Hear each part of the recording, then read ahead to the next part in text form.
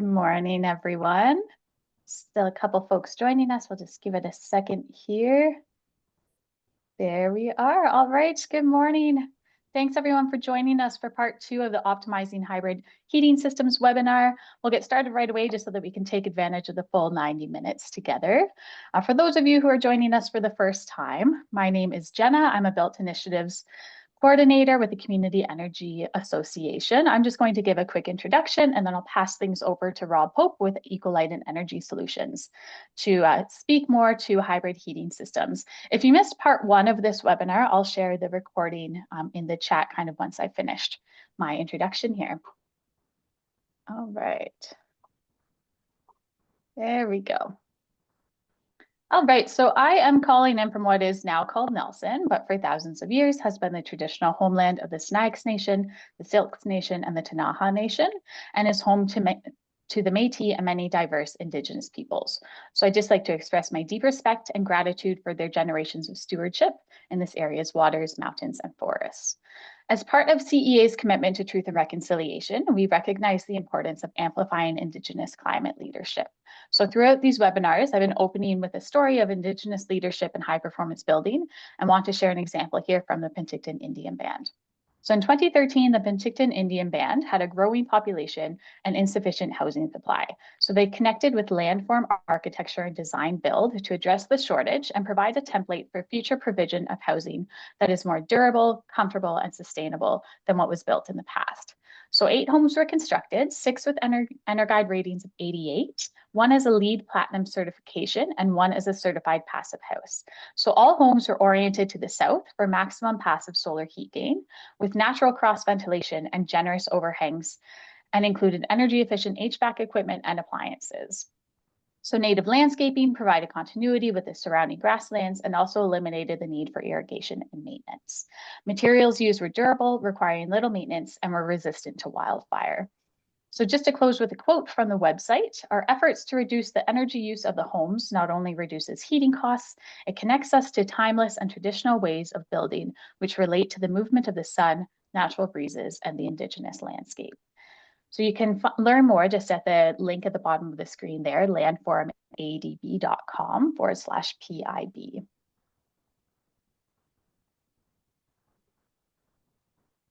All right. So for those of you who don't know us yet, at the Community Energy Association, or CEA, we are a registered charity and nonprofit committed to accelerating bold action by local government and Indigenous communities related to climate and energy. So we're the only nonprofit in BC focused exclusively on supporting local government and Indigenous communities on these climate and energy activities. We have over 50 staff located in 27 communities across 5 provinces and territories. So we accelerate this local action through our collective capacity, expertise, experience, passion, and commitment to truth and reconciliation. So how does that relate to building better? Well, CEA's work highlights that the built environment is a major source or major contributor to community-based greenhouse gas emissions. Taking action in the sector can not only achieve significant reductions in GHG emissions, but can also improve community resilience, enhance energy security, and boost the comfort, health, and safety of our homes.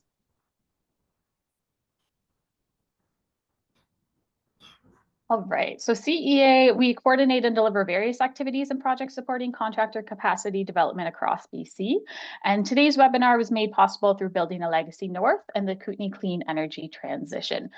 So since 2021, the Building a Legacy North initiative, a collaboration of CEA and the Canadian Home Builders Association of Northern BC, supports high performance building through the implementation of the BC Energy Step Code and Zero Carbon Step Code in Northern BC. The Kootenay Clean Energy Transition, or KCET, is a project that was developed to assist Kootenay and boundary communities in preparing for a more energy efficient and healthy future by providing high performance building training and capacity building sessions like this one. So thanks to the generous support of the organizations that you see listed on the bottom of the slide there, we're able to offer this free webinar, delivering insights and expertise from HVAC specialists and like Rob Pope here, who I will introduce in just a moment. All right, just a quick plug for the Home Performance Contractor Network. If you are involved with retrofits, this is the network for you to be aware of. If you have some clients who are wanting to access provincial and utility rebates for installation upgrades, heat pump installs, and window upgrades, didn't mean to skip forward there. So yeah, this is the network for you to join. So by joining, you'll gain access to industry-specific training, and then upon completing the training, you may qualify for subsidies and reimbursements for course costs. So if you have any questions, you can just reach out to the Home Performance Contractor Network, or sorry, the Home Performance Stakeholder Council at info@homeperformance.ca. All right, just a couple housekeeping items before I pass things over. So CEA, we're dedicated to offering educational opportunities to all, no matter their current knowledge or experience level. So we prioritize creating a safe and welcoming environment for attendees to engage and participate. So if you have questions for Rob as we go through, feel free to raise your virtual hand or pop your questions in the chat.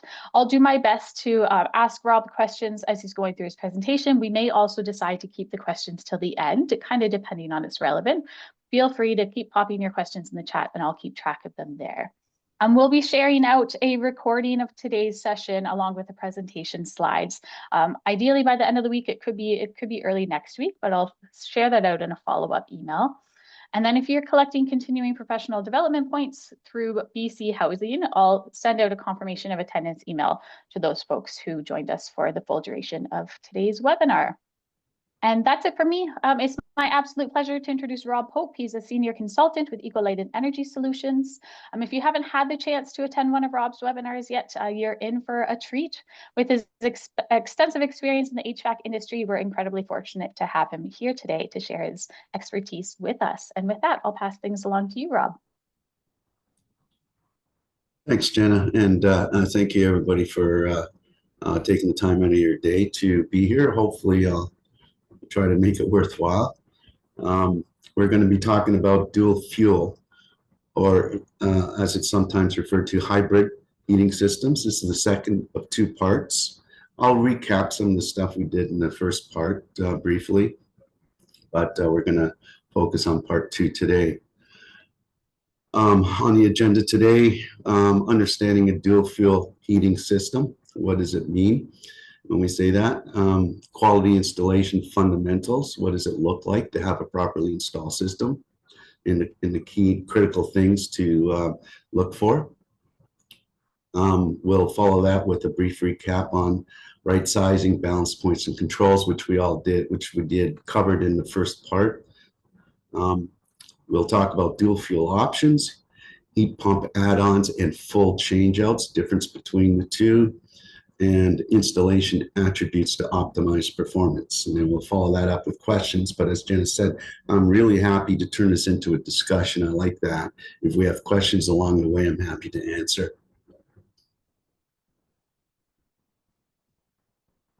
So a dual fuel system is,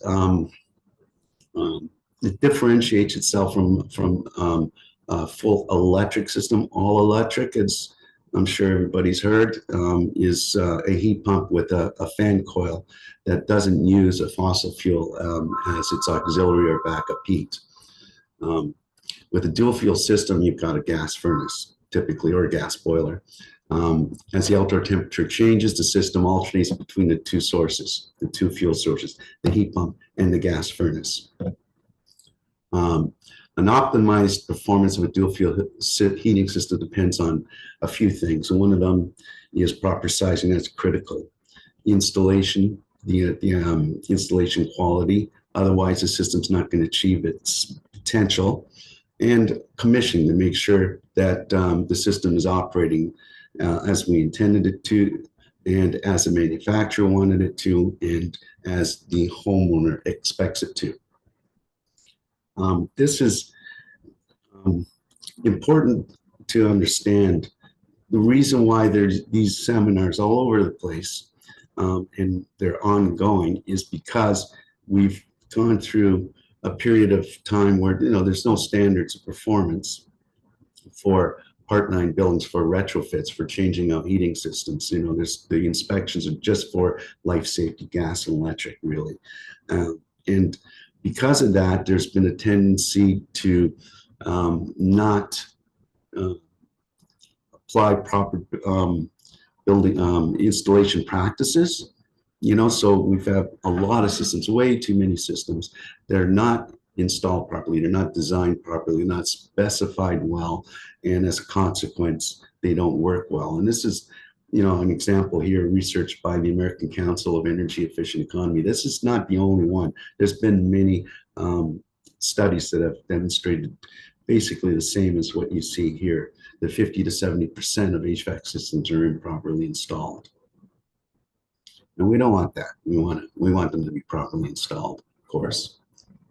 And for that to happen, the fundamentals are the pre-change out. Before you do anything, there's a few things you got to do. You got to, you know, interview the homeowner, find out what their expectations are, what their budgets are, how's the system that's been there, how's that been working, and what the goals of the homeowner are. You know, why are they doing it? Is it because the old one is not working anymore and they need something changed, or are they looking for taking advantage of whatever rebates there are, or are they doing a whole retrofit of the house, changing windows, increasing insulation, and so on? We need to know that stuff. In the pre-changeout category, we also need to do our homework as contractors, HVAC contractors. That includes the load calculations. How much heat does this house actually need to generate in BTUs with the equipment? You know, how big should the equipment be to achieve comfort throughout the winter and the summer for cooling? Balance point calculations, we'll get into that a little bit later, but that's critical because without balance point calculations, you're just guessing about the size of the equipment. And equipment selection.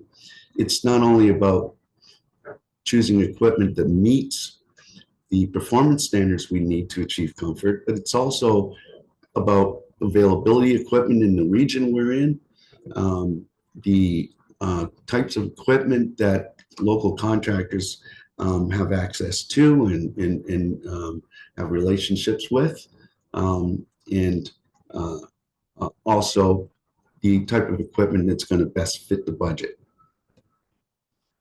Today we're going to talk about installation, so matching equipment, duct enhancements, filtration, control configurations. We'll get into all that a little bit later in more detail, and commissioning. Once the system is installed, we want to check it. We want to shake it down, get all the bugs out, make sure it's working properly as the manufacturer had specified.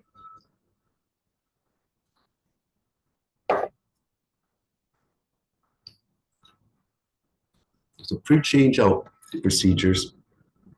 Before you do anything, you got to start with the homeowner discovery. That's what we call it because it's exactly as the word suggests. We're discovering things, you know. As I said before, budget, where to put the outdoor unit, for example, what the homeowner expectations are for comfort, how to improve issues that had been potentially plaguing the homeowner before, you know, too noisy, not too noisy perhaps, or rattling over here, or that room above the garage is not getting warm, things like that. You know, whatever's going on, if we can figure out how to fix it. And of course, critical is putting a system in that meets their budget. And doing an inner guide evaluation. And that basically is the first and most critical part of doing your load calculations, know what size of equipment to put in. And that would include doing a blower door test, for example. How leaky or drafty is the house? That makes a huge difference. And then, you know, what insulation's in the walls, what's the windows like? And then, of course, if there's a plan to do retrofitting to other than the mechanical system, you know, improving windows insulation and weather stripping, all that kind of stuff, we need to have an energy model or an energy modeler, an EA, do that modeling to help us determine the load calculations, what the load is, the heating load and the cooling load. And before we start installing equipment or even specifying it, we want to know how capable is the existing system of accommodating the new system that we're thinking about putting in. You know, is ductwork big enough? Is it being delivered appropriately to to all parts of the house. Are we going to have pressure issues or not? And so in order to do that, we have to put some instruments on the existing system and measure its pressure drop and other things like that. That's a technical responsibility of the HVAC contractor. Load calculations, it's becoming mandatory. It's not yet, but it is becoming mandatory in all jurisdictions. Eventually will be. It's not now, but it is critical. If you're not doing load calculations, you're guessing. You're guessing. And if it works out, great. And that does happen, but it's more of a coincidence than a plan. You really need to do your load calculations. That is the required diligence that an HVAC contractor should do before an installation begins. And you can see here we refer to CSA F280-12. That is the compliant methodology that's in the National Building Code. It's in the BC Building Code. It's just simply best practices. That's a way of calculating that everybody agrees with, that actually delivers the numbers you need to determine the size of equipment. How many BTUs do we need in design conditions in the winter and in the summer for cooling to deliver the comfort that we have established as a standard. This is the methodology that's used. And you need to do that to ensure comfort, reduce installed HVAC system costs. Just a note on cost. You oversize systems, which is typically what happens if you're not doing proper load calculations. You just do rule of thumb, you oversize it to make sure it's going to be warm no matter what when it's cold outside. What you're doing then is you're increasing cost of equipment. You're getting bigger equipment, more cost. You're increasing the cost of operating. You don't need that much energy, but you got more than you need, and it's going to short cycle. It's going to cost more than a system appropriately sized would cost. It's going to increase your maintenance costs because an oversized system, it's going to short cycle.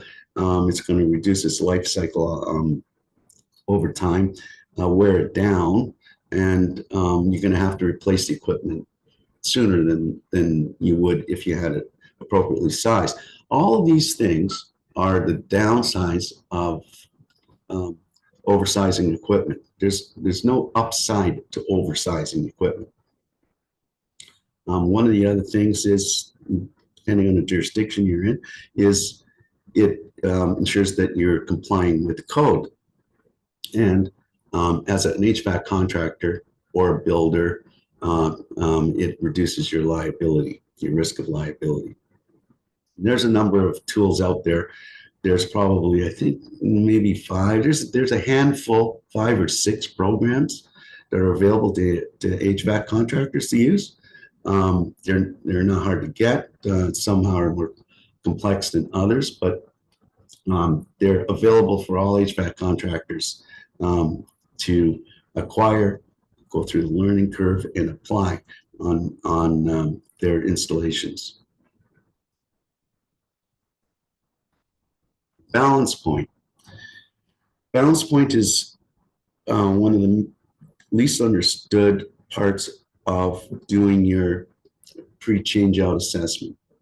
Once you know what the load is in the climate zone you're in, under the operating conditions of winter or the operating conditions of summer, you need to choose equipment that can meet that load, of course, right? But it's not enough to say, for example, here's an example. I do a heat loss. It says I need 50,000 BTUs. That's just over 4 tons of capacity, 50,000 BTUs. And so you go out, you find a piece of equipment, and it says, I'm a 4-ton system. And you say, good, oh, that'll do. It's a 4-ton system. That's what I need. However, that piece of equipment will have been rated at 47, 48 degrees Fahrenheit, whatever that is in Celsius. So it's 4 tons of nominal capacity. It's not its effective capacity at design conditions. As the outdoor temperature goes down outside in the winter, the capacity of that equipment tends to go down with it, with some exceptions, cold climate heat pumps, for example. And so at the design condition that you're looking for when it's wherever you are, say -10 outside, you don't have 4 tons anymore. Right? So you've got to do this balance point. You got to look at the performance curves of the equipment and see where it intersects with the load of the house at the design condition. And all pieces of equipment, all the manufacturers, all models within the manufacturer's catalogs are all different. They all have different balance points. So that's really critical. Without doing the balance point, you don't know if the equipment is capable of managing the load at the design condition.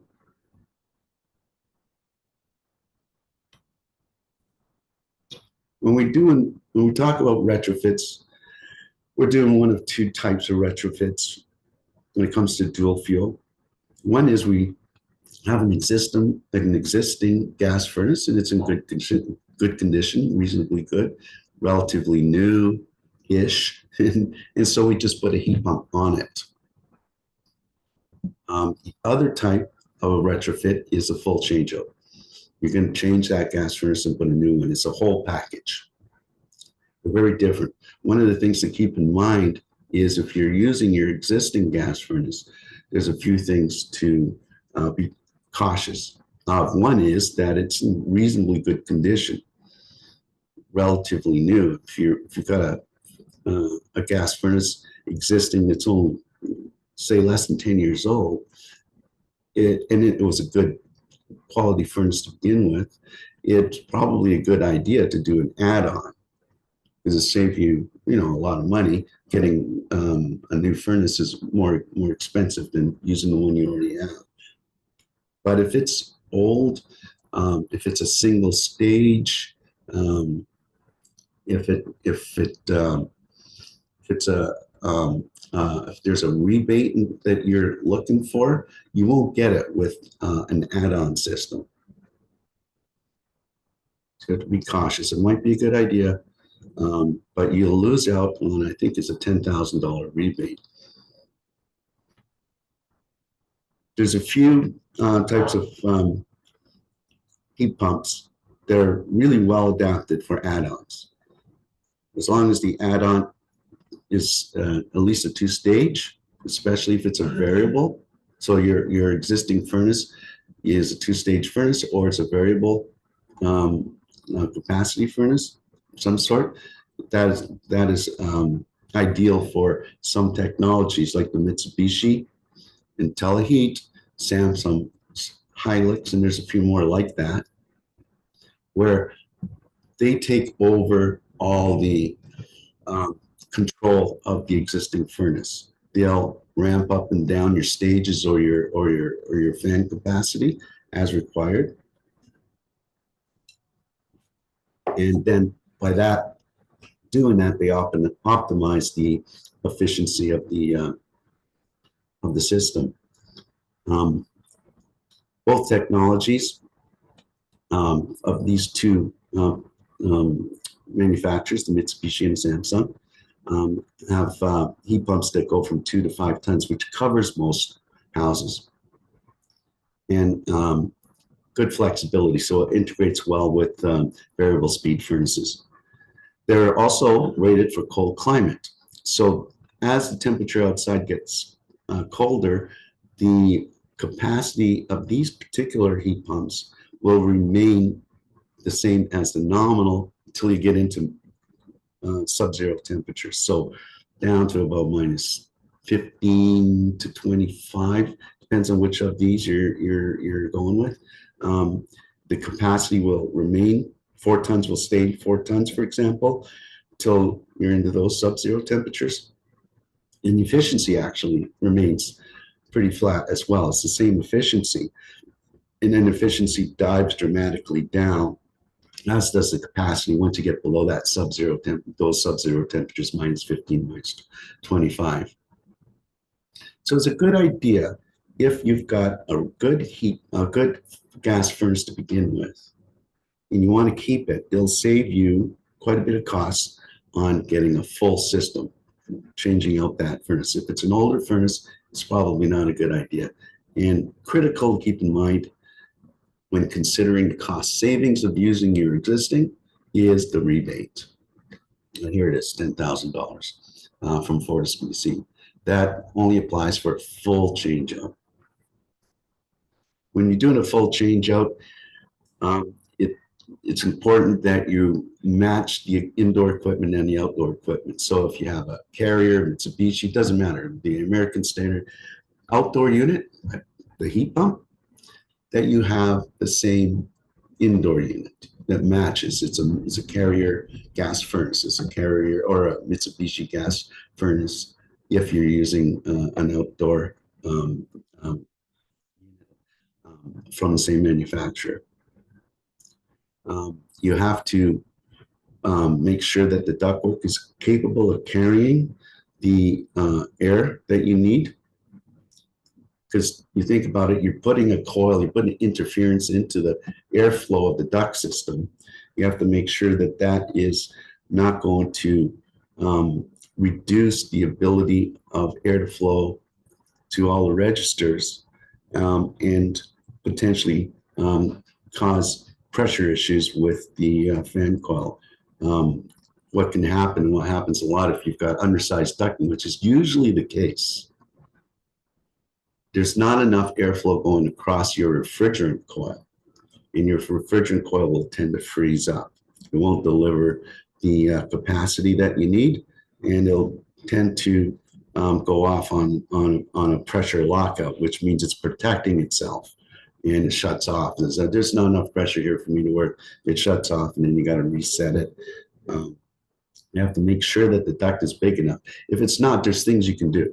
A good HVAC contractor can find ways to add more airflow to increase the size of the ducting, put more runs in, more return air, but dump some pressure somewhere like in the furnace room.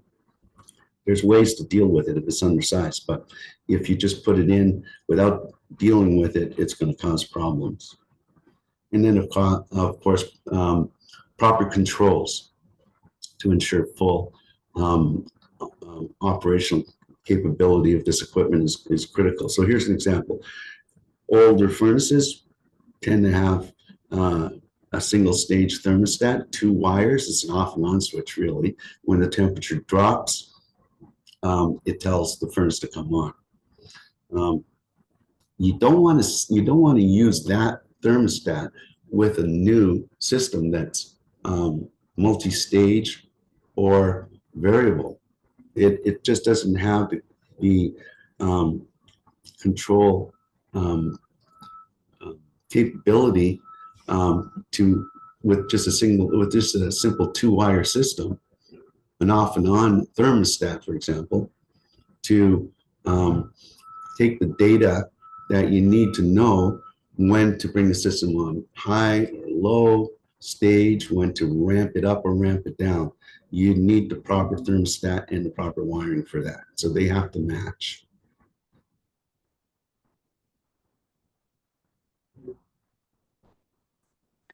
Hey, Rob, before you just before you move on there, I just had a question come in regarding the add-on system. So just going back a little bit there.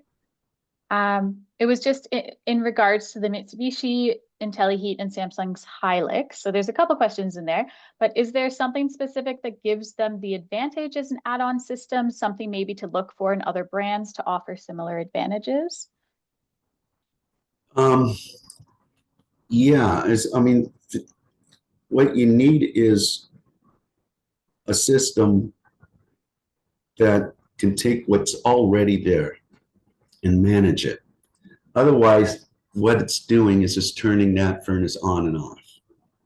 It's not staging it. It's not ramping it up and down in a variable gas furnace, for example, unless it has the what the Mitsubishi and the Samsung have is the ability to take over control of the existing furnace. I don't know off the top of my head of other systems that can do that. Apparently there are. If not, there's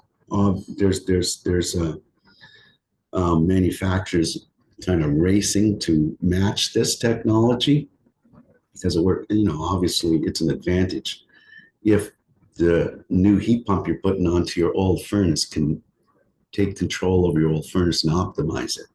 But as far as I know, those are the only two that are out there right now. Although I do know that other manufacturers are developing those technologies as well. They're probably stealing the technology and adapting it to their own products. But I've heard that there are others out there. I just don't know of them.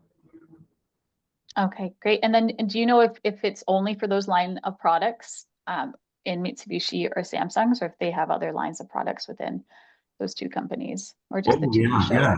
Yeah. They do. They have, well, they have other lines of, if I understand the question correctly, they do have quite a catalog of products. Generally speaking, they are for full retrofits where you're replacing that gas furnace. And they also have ductless splits, for example, and they have a range of capacities and efficiencies. They have cold climate and non-cold climate. So they have a very, very large range of products in their catalogs. If I Thank you.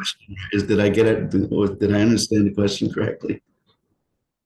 Casper, you can go ahead and let us know. I'm wondering if Casper meant if they have other lines of product for add-on systems. Oh, they do. Yeah, they do. Like other manufacturers, they have add-ons that don't take over control of the existing gas furnace. So the gas furnace then is either on or off when there's a call for heating and cooling. So they kind of have the same products that all other manufacturers have when it comes to add-ons. But unlike other manufacturers, they have these two special types of technologies available that enhance the operability of the existing systems. Great, thank you. So this is a quote from product manager of Johnson Controls. The most important day of an HVAC system is the day it's installed. Proper commissioning of the system is the only way to achieve the efficiency and long life for which the system was designed. It can also be the key to effective troubleshooting later. So we'll get into that a little more later in the presentation. But I just want you to keep that in mind. The commissioning is critical. It's really important for a number of reasons, and we'll go into that a little bit later.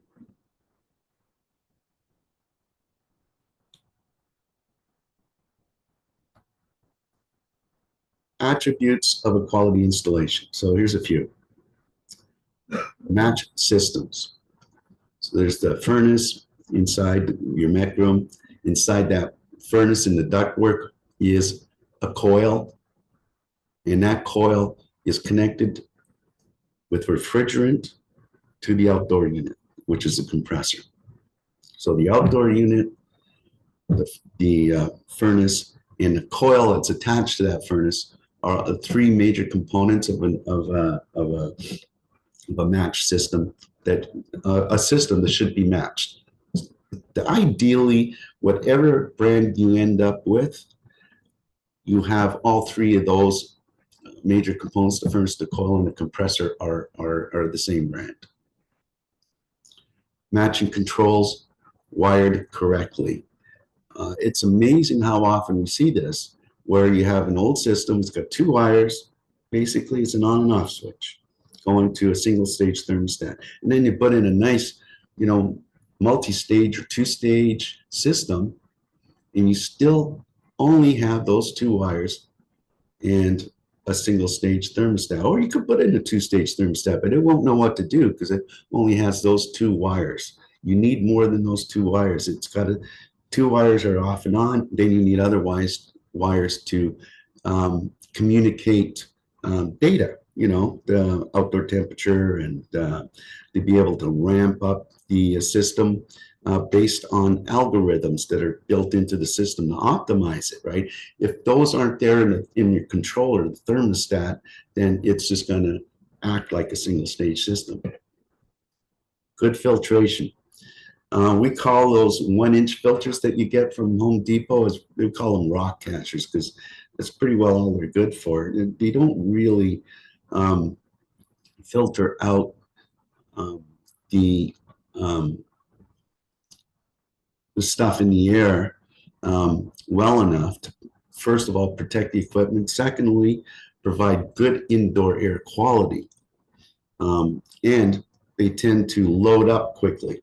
So the dust and stuff like that on a 1-inch filter, for example, loads up quickly and restricts the airflow going across it. We see this quite a bit.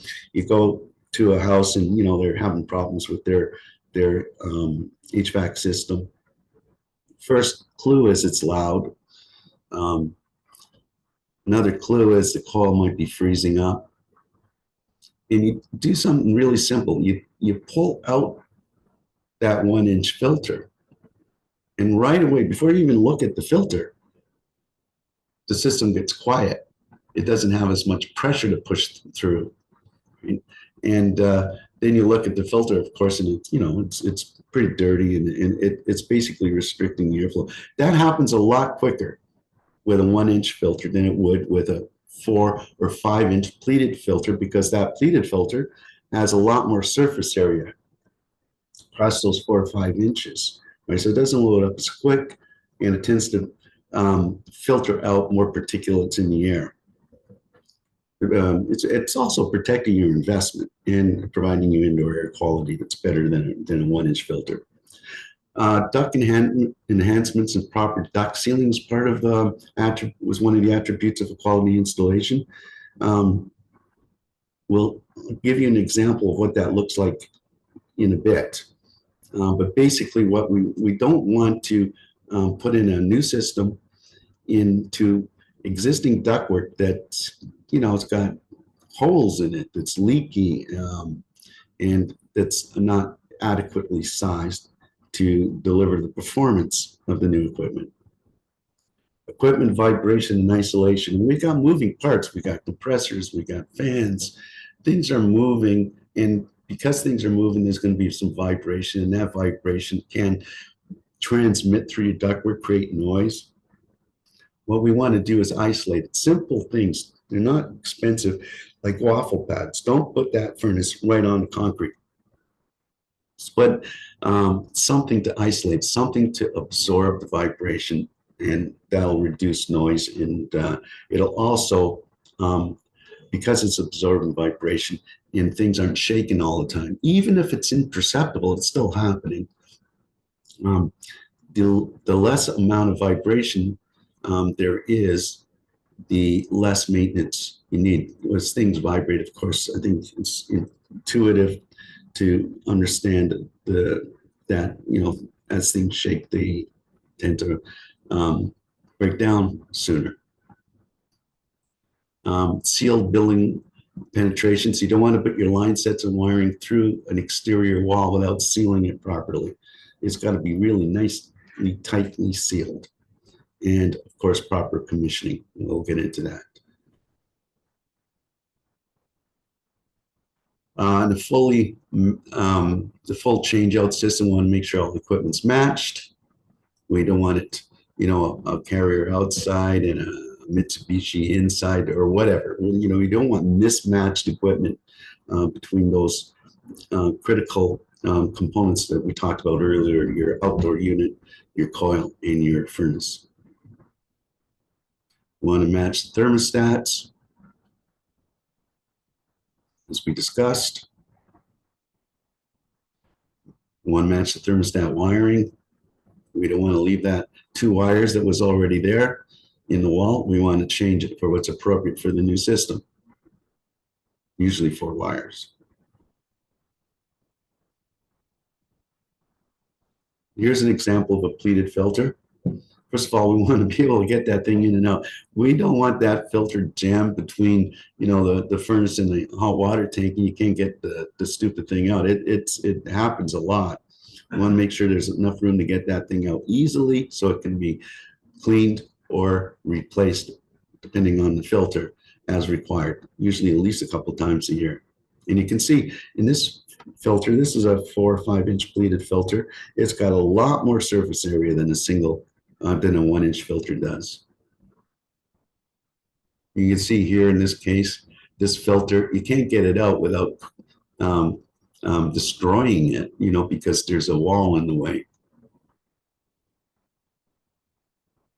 Filter cabinet. Once you put the filter in, you have to have a door on that filter cabinet that seals it nice and tight, because otherwise you're going to get a lot of air being sucked through that opening. And if it's being sucked through that opening, it's going to create noise for one thing. It's not going to be filtered completely, and it's going to be stealing airflow from the house. You see in the case on the right there, you got it's not a, there's no cover on it for one. Secondly,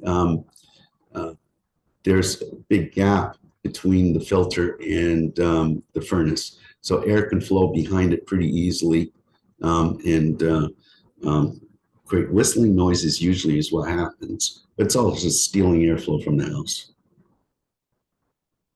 Ducting. So here is an example of what ducting should look like. The most vulnerable part of ducting is the joints, and especially the corners of those joints where 2 pieces of duct meet. And you can see in this case here, you know, it's taped up with foil tape. And look at this here.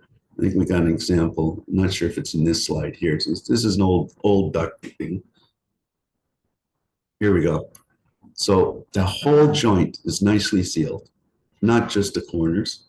And now look at this. Is what you will often see in old ducting, is that hole in the corners. Again, you know, the air's not going where you want it to go when you got holes like this. You know, loose fittings, and especially in the corners, will produce noise, but will also reduce the system optimization. So you want to seal it up. The ductwork has to be sealed. Here's an example on the left of a well-sealed penetration of line sets, your refrigerant lines and your wiring, the things that have to go through the exterior wall. And on the right, you see an example of an unsealed opening through your exterior wall. As you can imagine, this is not good, because now you're getting whatever's going on outside coming into your house, but it's not just coming into your house, it's going into your assembly, where, you know, under the right conditions, you know, it can potentially condense and rot the inside of the wall.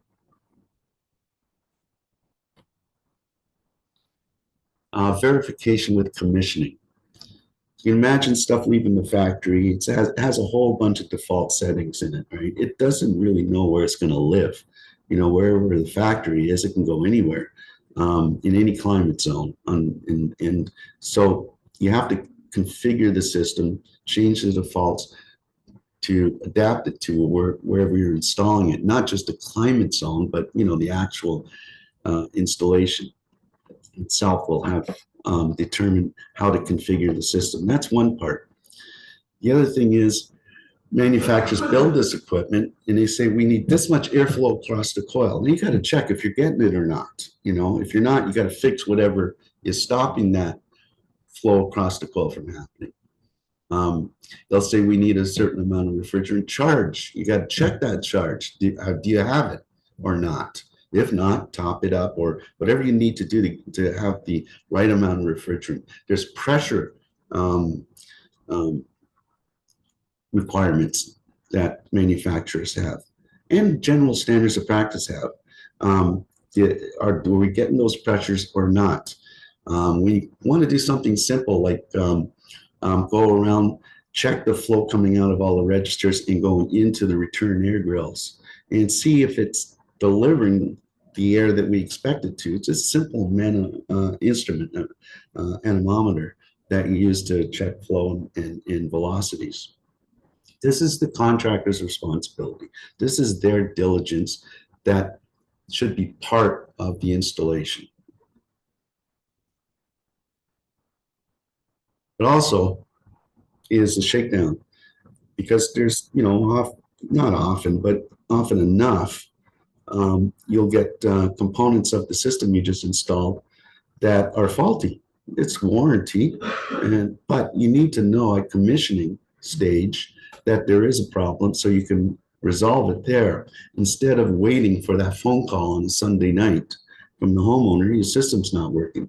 You don't want it to be discovered then. You want to just do the full shakedown before you hand over the system and say, okay, it's ready for you to use. One of the other things about commissioning is that it gives you a baseline. So, when installing contract goes, puts the system in, it's all working.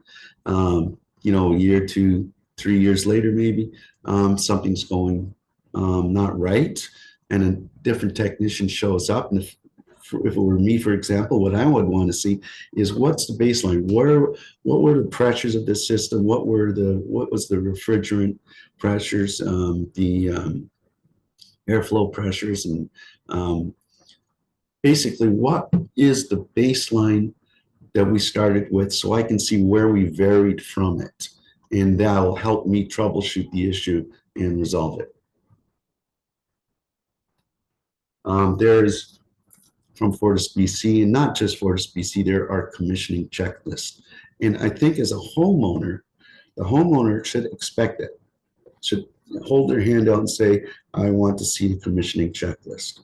In that checklist for the gas furnace, for example, that part of it alone would include the inlet pressure of the manifold. Do we have the right gas pressure? The natural gas or propane in some cases. Your total external static pressure. That is the pressure of the whole system, the air pressure going through the whole ducting system. The temperature rise. There's a manufacturer's required temperature rise. We should see on the return air side of the system, one temperature, on the supply side, a different temperature, and the difference between those is prescribed by the manufacturer. It should be within the range. Is it or isn't it? Clock in the meter, that's just making sure that we're getting the right amount of gas to the furnace for the BTUs it's delivering. Airflow controls, and filling out this checklist. That's just on the gas furnace side of it. On the air source heat pump side of it, there's a few other things to do with refrigerant. There's a checklist for that too, by the way. External static pressure, airflow controls, refrigerant charge, got to fill in that checklist. So the point is, there's things to do. When you've installed a system, everything's gone well, you've done the pre-changeout stuff, load calcs, energy evaluation, all that went well. You installed, you did the equipment selection, your balance points, you got the right equipment. Everything is done well so far. Installation is nice. It hits all the standards that we wanted to hit. Now you could do in the commissioning. And as I said, it's the shakedown, make sure everything's working, making sure that nothing is out of the range that the manufacturer has prescribed, and you're ready, and you document that all, right? So it's there for the record for later down the road. Also for warranty stuff, right? Often if there's a failed component, the manufacturer supplier wants to see the commissioning record. Once the commissioning is all done, you are at the final stage. Everything is working, and there's one thing left to do, and that is do the walkthrough with the homeowner. it's pretty important these days, especially with the technology, to make sure that everybody understands how to use the system, when to change the filters, where the filters are, where you can get the filters from, making sure that, you know, if you're in an area where there's a lot of pine trees, for example, you clear off those pine needles from the outdoor equipment, you know, at least once a year, you know, that just that part of the homeowner maintenance, that you know how to use the thermostat in terms of a setbacks for when you're away, or nighttime setbacks, you know, that you don't go overboard and turn the system off or down too far at night, or when you're away. How to use the system, pretty important. There's been a lot of times, and I think most HVAC contractors will tell you this experience, you know, you get that call, something's not working, you know, it's cold in here, right? And the temperature won't come up to where I set it. And so you get in your truck and you drive out there, and you find it's just something so simple that they didn't understand because nobody told them, that you have the thermostat programmed for daytime hours as night setback, for example. The programming's off for setbacks, or that you've got it in the wrong mode. You know, it's in cooling mode when it should be in heating mode, for example. You know, things like that. Just a simple operation. Or it's been a while and you get that call and you go there and you find that it's the same filter that was installed, that's there now. It's the same filter that was installed with. It hasn't been changed. It hasn't been cleaned. You know, these kinds of things are preventable with simple homeowner education. It saves everybody a lot of headaches. For warranties, proper service and maintenance requirements need to be thoroughly explained. This should include filter replacement where products are acceptable, annual equipment servicing requirements, establishing a maintenance schedule, you know, whether it's the homeowner's doing it themselves or not. In most cases, there's a lot that a homeowner can do themselves, changing filters, for example, cleaning the pine needles off the outdoor unit. But there's some technical stuff. You should have a technician come and check every once in a while. With a new system, you know, for the first few years, it should be at least once a year, you know. But you could get away with every couple of years or 3 years if the system is working well. Benefits of a maintenance contract versus call outs is required. You got a maintenance contract, you've got a predictable cost, annual cost for somebody come out and take care of your system for you, as opposed to waiting for things to happen and then call them out. You know, it's more costly to have them come out on a call out basis. Warranty coverage of the dual fuel system and controls, including service requirements for compliance with warranty policy. So you want to make sure you're aligned, that you have whatever the manufacturer requires for warranty. You want to make sure you have that sorted. You have the checklist, you have the commissioning reports and so on, and the warranty paperwork. Fortis BC provides a dual fuel system pre-changeout and commissioning sheet to support HVAC contractors. That's with the documents, equipment sizing, selection, performance verification, and so on. So design, heat loss and heat gain, ductwork capacity, and system commissioning. So there's documentation that is provided by Fortis BC that the homeowner should expect the contractor to fill out and use.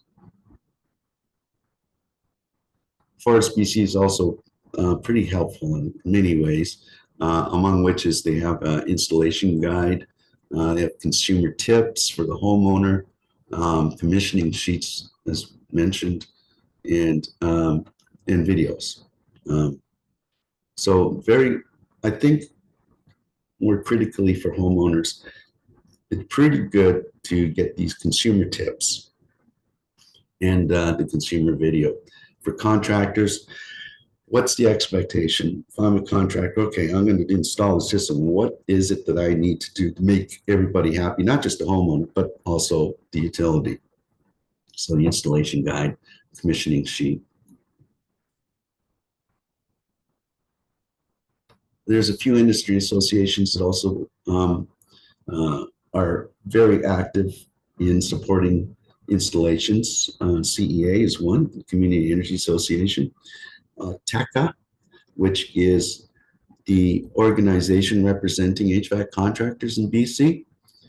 They have a lot of workshops and courses, certifications. They're very, very supportive. The Home Performance Stakeholder Council, Contractor Network, is another resource. And HRAI, which is like TECA, but on a national level. HRAI is based in Ontario, but it is national in its scope, doing similar to TECA, contractor support, contractor manufacturer support. So courses, a lot of documentation that you can get there, commissioning sheets and so on, and certifications. They like TECA, have courses on teaching contractors how to do load calculations, for example, equipment selection, all that stuff.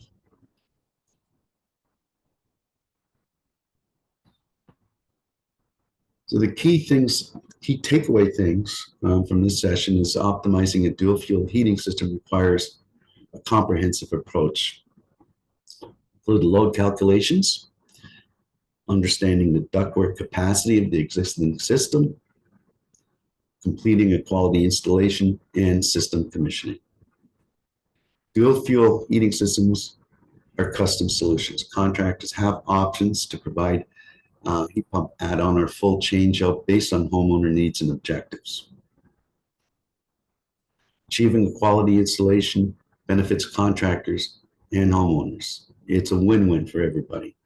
Match systems, integrated controls, ducting enhancements, and high efficiency filters provide value and support high performance outcomes. And don't overlook the importance of educating homeowners. A dual fuel system requires education on controls and confirmation of ongoing services, maintenance requirements, and so on to maintain equipment performance and to take care of those warranties. And that's a slide we've been looking for. Thank you. Thank you. Thanks, Rob. That was wonderful. Folks, I'm just going to run a quick, we have lots of time left for questions. So while we kind of transition into these questions here, I'm just going to launch a quick feedback poll. We do take into consideration all the feedback we receive when we kind of plan out future sessions, which we're planning out 2025 right now. There's a question there that asks about what other topics you're interested in learning about. So let us know. Rob, thanks so much for that. I did want to plug a couple resources too. I did put this in the chat earlier, but TECA has it's a Quality First Principles of Moving Air course where you can learn all about how to better understand the existing ductwork system and what kind of furnace or dual fuel system can be installed in that system or how it may need to be adjusted. And CEA has partnered with TECA to offer the course in person in Kamloops. It is offered online, but the in-person course, you have a lot of opportunity for these hands-on, they have hands-on kind of demonstration units. So come join us in Kamloops if you're in the area. And on the homeowner education piece, if you do have clients who want to learn more about heat pumps in general, we're going to be back here with Ecolite next week, Wednesday evening. I also put that link in the chat there. Just it's a webinar geared towards homeowners wanting to learn more about heat pumps. So send them that way. All right. So folks, if you do have some questions for Rob, feel free you can raise your hand. You'll see at the bottom of your screen, there's a react button. If you click on that button, you can click the hand and it'll raise or pop them in the chat. Ken did just put a question in the chat. Thanks, Ken. So he asks, with a small living space, for example, an apartment, instead of doing an add-on, what are the pros and cons of installing a mini split air source heat pump as the primary heating source and leaving the existing high efficiency gas furnace as is for supplementary heat. Okay, the downside is you have two different systems that are not talking to each other. Um, you're talking about an apartment, right? Yeah. An apartment with its own gas furnace. Sounds like, yeah, it has an existing gas furnace. Right. And well, I mean, an add-on heat pump, um, you would be doing what you would do in a house. The size of the existing gas furnace, I would assume, is sized for the size of that apartment already. It could be potentially oversized. This is something you, as an HVAC contractor, I would, if I was there to check out the system, that's what the first thing I'd want to know is what size is this existing gas furnace and what condition is it in? You know, is it worth maintaining or not? But with a small house or an apartment or cabin or a lane house, you would have a hard time getting a gas furnace. There's not many. There's a few out there, um, but not many that are small enough to manage a small load. So the chances are that the existing furnace is potentially oversized. So here's the problem: when you put that new heat pump in there, you've got an oversized system that's going to be taken over during design conditions potentially. That's not going to really give you any advantage in operating cost savings. It would reduce your GHG emissions a little bit. The ideal approach to an apartment or a small space is to, if you're okay with it, is to use ductless splits, console on the wall. They're easy to install, they're inexpensive, and they're more customized to the heating need, of small or large, the cold days in the winter or shoulder seasons, they're more adaptable. The existing system, I would guess, is in an apartment, a very limited ductwork, right? And I just think in an existing an apartment especially, it's a little bit dubious that your furnace would be appropriate for an add-on. It might be, but I think that if you're going to go to the expense and the trouble of putting a new system in there, that it's probably better off to replace that furnace, unless it's brand new, unless it's 5 years. It's 3 years old. Yeah. Yeah. Ooh, okay. Yeah, well then an add-on should be integrated. You still need to have a system that knows how to talk to each other, right? The heat pump and the gas furnace, that 3-year-old furnace, is probably a good furnace and probably is a good candidate for an add-on. And those systems have to talk to each other. You can't put them independent. There's nothing but problems if you try to keep them independent of each other. Great, thank you. Patrick asks, what can be done to mitigate noise or vibration transfer specifically from the outdoor unit compressor? Most of the transfer of noise through vibrations is usually when the outdoor unit is put on a concrete pad, for example, and bolted right to that pad without some vibration isolation between that concrete and the outdoor unit. Now, I'm not talking about fancy vibration isolation equipment that you would find in commercial installations. They're pretty straightforward, simple pads that you can get, inexpensive. That's part of where the vibration is transferred through the concrete and into the house. The other is outdoor units are mounted to exterior walls. Those are tricky. Isolation of the outdoor unit from the brackets holding that unit to the exterior wall is pretty critical to put in. That when you have a direct contact with the building like that, isolation of vibration isolation is critical. So there's stuff you can get at the suppliers to make sure that the outdoor unit is isolated from the hard components like the brackets and the wall itself. And ideally you get equipment that has a low decibel rating in the first place. Of course, it's the same as all things. There's less expensive stuff out there that you can get. Typically, that means that there's a compromise of some sort. The efficiency is compromised a little bit, or your capacity, or your decibel levels. The higher quality equipment tends to have lower decibel levels. But that's one of the things I would look for, is the decibel rating of the equipment itself. If you're under 60 decibels, if it's rated under 60 decibels, and all equipment will have that rating in there. If it's rated under 60 decibels, especially in mid 50s, that's a good sign. It'll be quiet. Anything over 60 decibels, then you're taking a chance and you require a lot more isolation.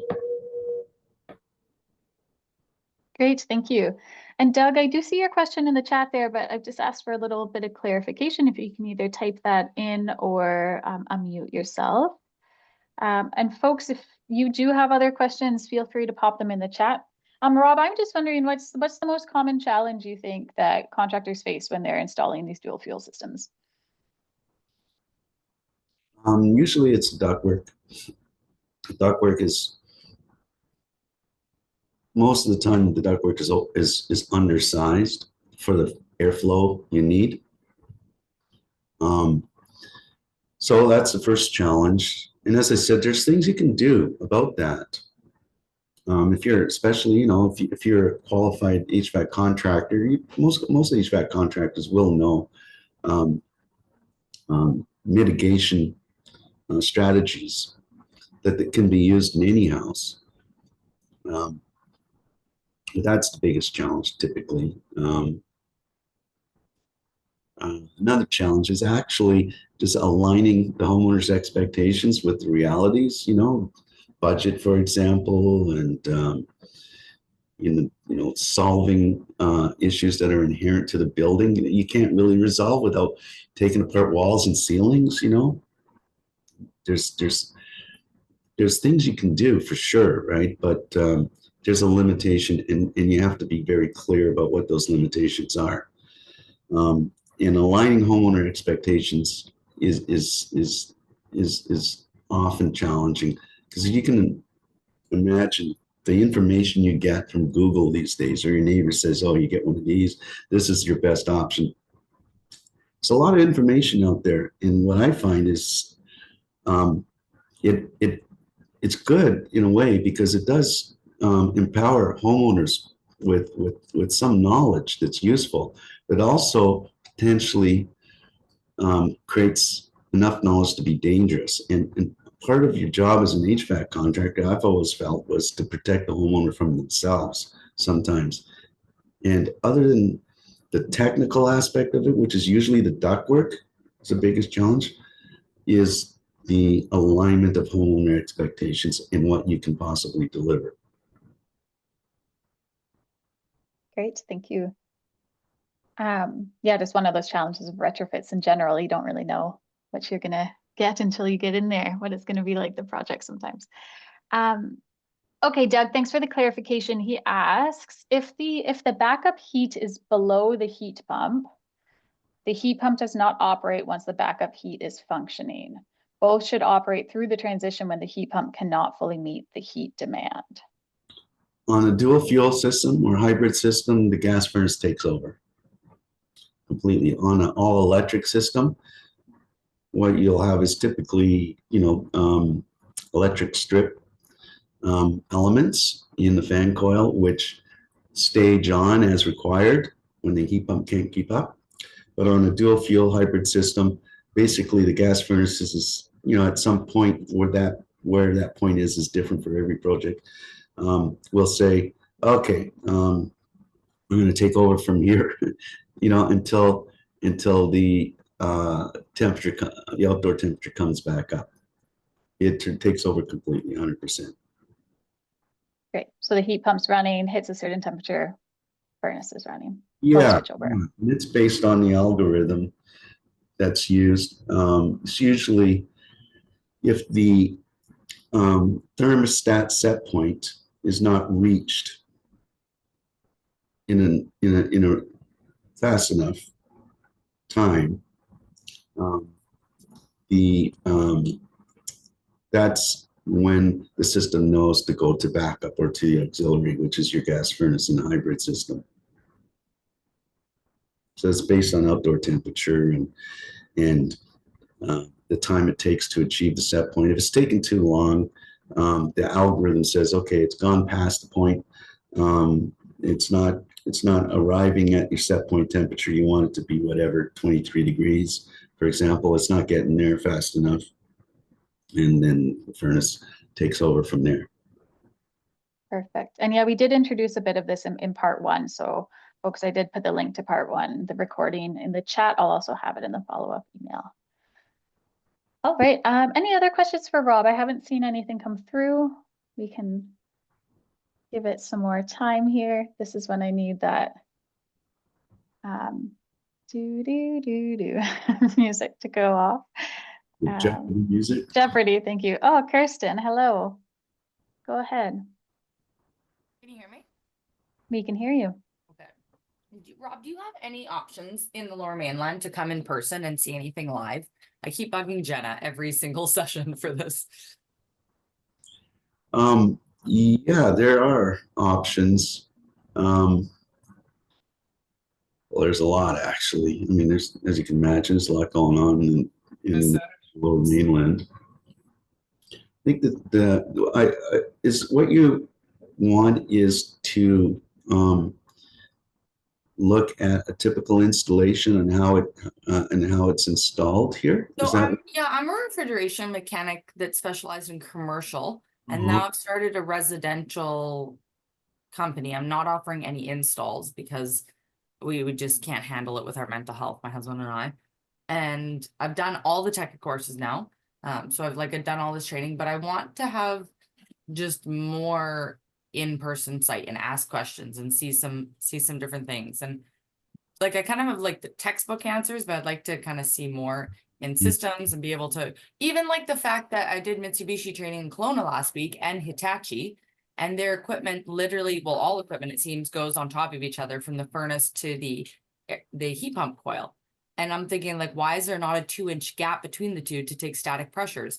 Because I come down the road 15 years down the road where I'm doing these maintenances and I'm trying to take static pressures and there's nowhere to isolate the coil. So I'm thinking, is the coil plugged? Is it not plugged? And then we can't see it with the heat exchanger there. And then we've gone to multiple homes where the coil's plugged.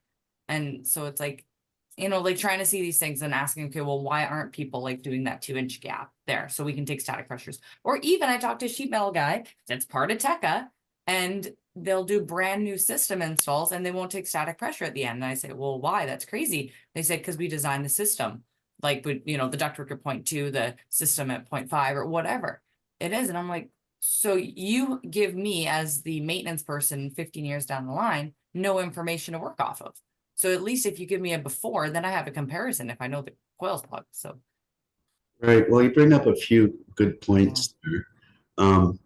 Yeah, there are a number of HVAC contractors that follow good practices.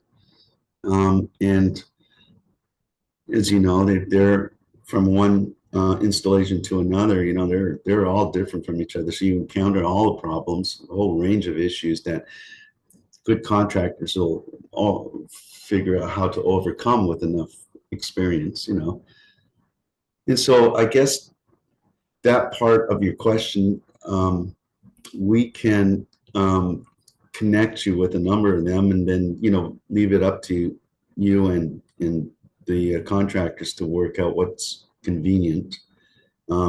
to kind of audit how they do their installations. You know, when you're doing training at the manufacturer's level, usually, you know, that it's ideal conditions. It's in their training facility. You know, it's not always representative of what's going on in a house. So you're right. Yeah, the actual conditions in the house. Um, like for example, making room so you can do your static pressure tests and check the coil and stuff like that, is not something you'll see in a training facility. But it is good practice to do those kinds of things. Yeah, and I've tried to reach out to a bunch of lower mainland companies and none of them are reaching out to me. I've tried to reach out to a whole bunch of different people and I've had no success. And so it's like even out of my competition zone, I'm like, look, I'm not even competing there. It's like, I just want to be the best mechanic I can be and, you know, pull some tips. But I do very, very detailed work. Like we did a maintenance yesterday, my husband and I, on one furnace and one heat pump, and we were there 4 hours together. So an 8-hour maintenance, because that's how detailed we are. Right. Yeah. It's like, I don't mind going to that extra detail right now as I'm a new business, because I'm trying to figure out all of the system. I'm trying to find all the nitty gritty and then how we can create efficiency once we kind of have like that big solid base. Well, we might be able to, you know, provide some help there in coordinating that for you with somebody, because we have relationships with a lot of contractors. So, you know, going through us might be helpful. Finally, I think what you mentioned earlier is not leaving a record, because you designed the system in the case that you spoke about, where the HVAC contractor designed the system so they didn't check it.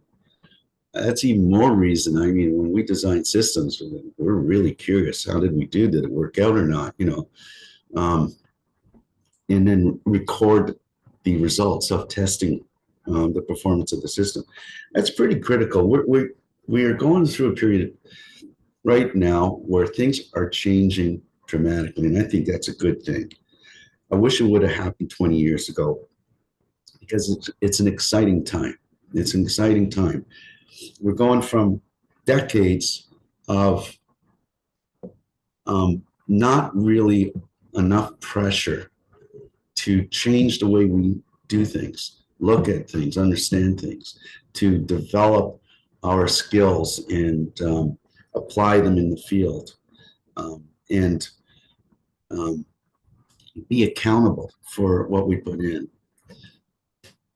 We've gone through decades of that. It's a cultural shift we're going through now because of mostly climate policy coming from government, but not only because of that.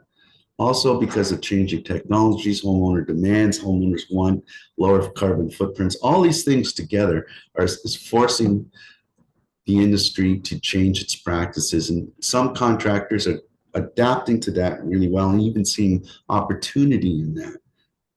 Other contractors, you know, they're competing. They feel the need to just, you know, do things the way they're used to doing it so that they can compete with compete in their market and get the jobs. Eventually, not too long from now, all jurisdictions will require things like heat loss calculations. They'll be starting to require commissioning checklists and load calculations, balance reports, all that stuff. And as we come to that part of the industry, contractors will start to develop the diligences they require, the skill sets they require, and all that. And you won't hear those kinds of comments anymore. Well, I designed it so I don't need to check it. If it's required, it'll be checked, and then it'll become common practice eventually to do these things. But in the meantime, we're in a transition phase. It's a bit of a renaissance in the industry. I think it's an exciting time, and we're really close to when good practices will be required and become part of the culture of Part 9 buildings and will become among HVAC contractors. But they're already out there doing it. There's some contractors way ahead of the curve, seeing opportunity in these changing times, and finding ways to enhance their businesses by doing better practices.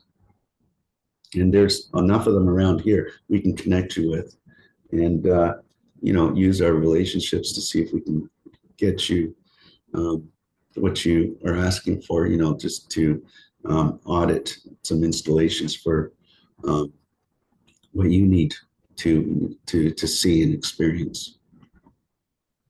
Thanks. Yeah, no, I think that'd be great, because it kind of seems like, I agree, the industry's changing and some people are changing. And I talked to some contractors, they're saying they're doing F280s. And then I talked to other ones that are saying like, that's TECA, they're stupid and all this. So there's definitely, at least in the West Kootenays, there's some tension between the two practices. And I just want to do things right. And coming from a refrigeration background and not specializing in residential, I'm just coming in with an open mind and don't want to be pulled in by anyone's opinions. I just want to know the facts and do my job right. So yeah, if I have to go to Lower Mainland for that, then that's what I have to do. Yeah, well, that's encouraging. So yeah, I think that you shoot us an email. I think it's really important that you include not just myself, but my partner Ryan in that email. Or you could just do info@Ecolite, but address it to both myself and Ryan. I can connect the three of you as well. And as I said, we are kind of planning out 2025. So thanks, Kirsten, for some spark and potential ideas of hands-on type in-person learning. So I'm happy to connect you folks, and you can carry on that conversation there. Okay, I haven't seen any other questions come into the chat. Thanks, Rob. Thanks for imparting your wealth of knowledge on us during these changing times and guiding us through them. I appreciate it. Thanks for everyone on the call. Thanks for joining us first thing in your morning. And enjoy the rest of your day. Take care. Thanks, Janet. Thanks, everybody. Thank you very much.